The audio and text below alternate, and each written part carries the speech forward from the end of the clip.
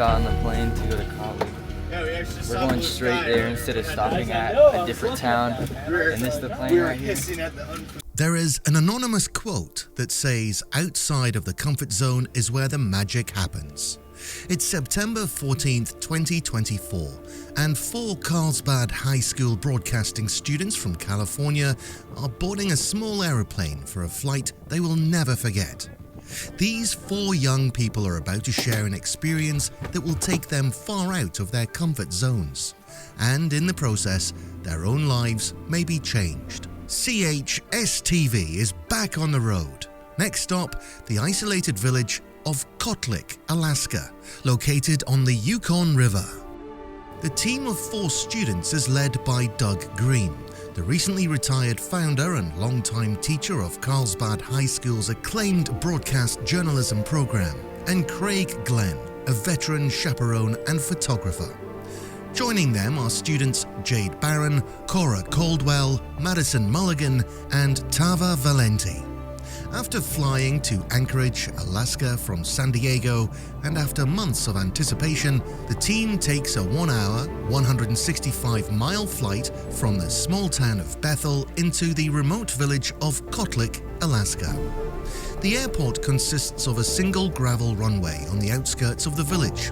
They have arrived at their destination, and the great adventure is just about to begin. There are no roads in or out of KOTLIK, and the only way to reach the village is by air or small boat. The climate is subarctic, and as of the last census, there were approximately 1,272 residents living in the village.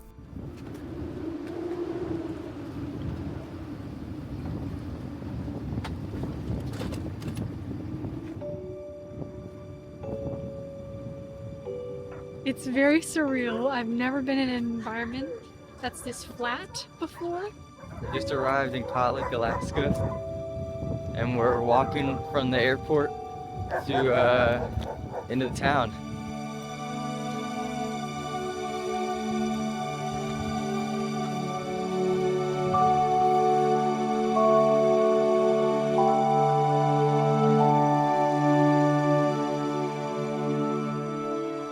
When we first flew into KOTLIK, we had to take a flight from Bethel, Alaska into KOTLIK, Alaska, and we boarded a small little plane with Grant Airlines.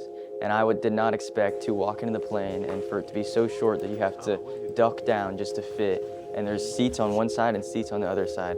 And both the pilots just are just 2 guys, no uniforms on, just with some headphones, and they looked like they were having a great time out there flying. Before we got on the flight, I did not realize that we would have to crouch down and cram in, and that the flight would have such a small crawl space for us to all fit in. The residents get around using ATVs, referred to by the locals as Hondas, and the village is connected by a series of wooden boardwalks. The ground beneath the boardwalk is wet, a combination of vegetation and water, similar to a marshland. For the next 2 weeks, the Carlsbad students and chaperones will be based in the village school, a combined elementary, middle and high school housed in one large structure. There are no hotels, motels, restaurants, even movie theaters in KOTLIK. For this reason, the KOTLIK school is a vital hub for the entire village. The Carlsbad team have been invited to KOTLIK to assist local teacher Don Gallen as he builds a broadcasting elective class for his students.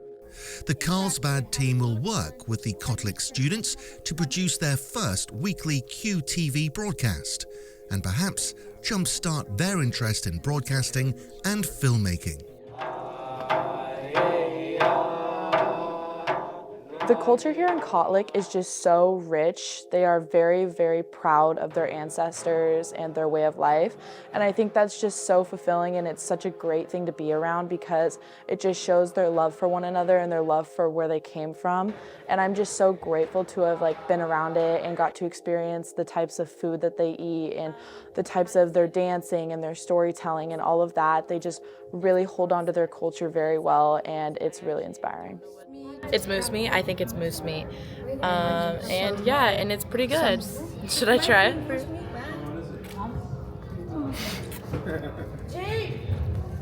It's good. Right now I'm eating some ponzit.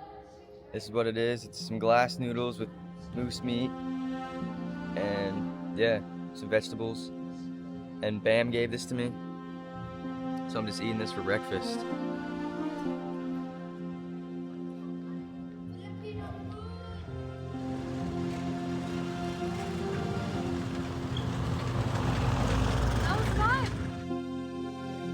Something that I know now about that I didn't know before about the culture here is just how loving everybody is and how their entire community is kind of based off of love and acceptance. And I thought it would be a lot more kind of old school and like they wouldn't really all agree all the time, but it was the opposite of that. As soon as we came in and as soon as we landed, everybody was already so happy to see us. And even though they're not in the best living conditions, they all find a way to make it through it together. Timing is everything, and the second week of the 2-week visit coincided with the school's Cultural Week. During this period, the local students are taught how to make blackfish traps, taught to hunt moose and seals, taught how to sew traditional Eskimo clothing, to cut up moose into smaller pieces that will be distributed to families and friends, to sing and dance in the tradition of their Yupik culture, and to participate in some traditional sports, a particular highlight for the Carlsbad crew. We are playing a game, I think it's high kick kind of thing, where you jump off with both feet and you kick with one leg and land on the same leg you kicked with. I wear the boots and I jump a lot higher. It also comes with the special gift of pain in the morning. All I got is this trusty pack of chew. Yeah. Mamba mentality. Wait, what are you chewing? What is that? Oh, jerky chew. I can't put that on stage.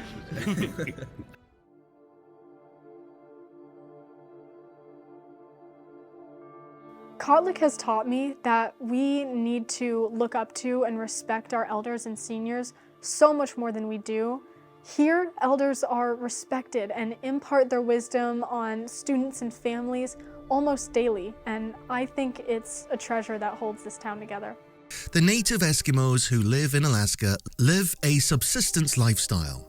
Subsistence refers to the harvest, use and sharing of wild, renewable plant and animal resources for food, shelter, fuel and clothing, as part of long-standing practices that are an important foundation of Alaska native cultures.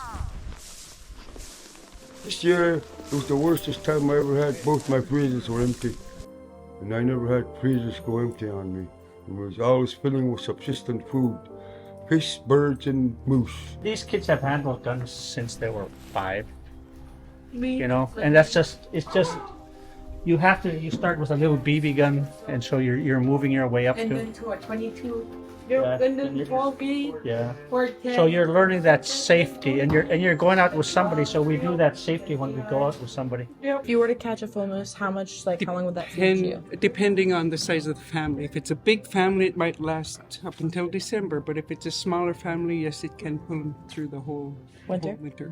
I would say he could put his camo jacket on underneath the jacket. Okay. Do you have the camo jacket on underneath? It suggested you put that on underneath. Camo jacket? No, I just have 2 hoodies. I have 2 hoodies though. What do you think? 2 hoodies and He's good. It never that hard. I should say he should take it just in case. That's like 5 layers. I can't even I'll be like this. I did not expect the people around here to depend as much as they do on the food that they catch. A lot of their food is solely just dependent on how much moose they caught or what type of moose they caught. And if you happen to get a bad moose or a bad seal, then you just have to deal with it.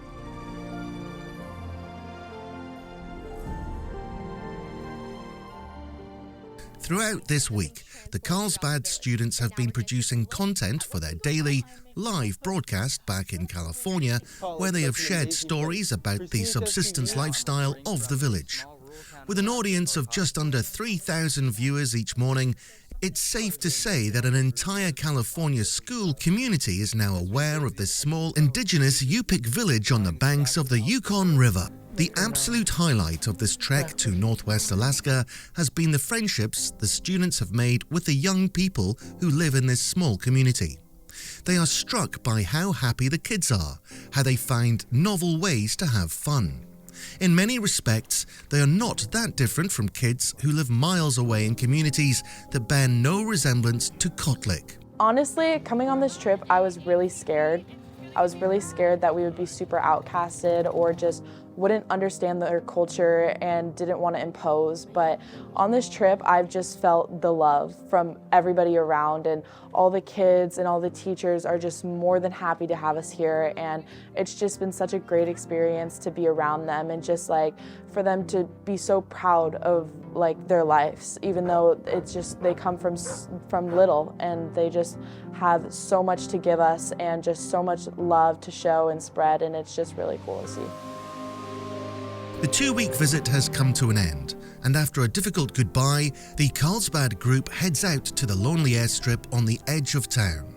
A Cessna Caravan will take the crew back to Bethel, Alaska, and the flight is just long enough for the team to marvel at the beauty and isolation of this remarkable part of the world. So what do these young filmmakers know now that they didn't know then? They know that the world is filled with stories just waiting to be told, and that it's both an honor and a privilege to tell those stories.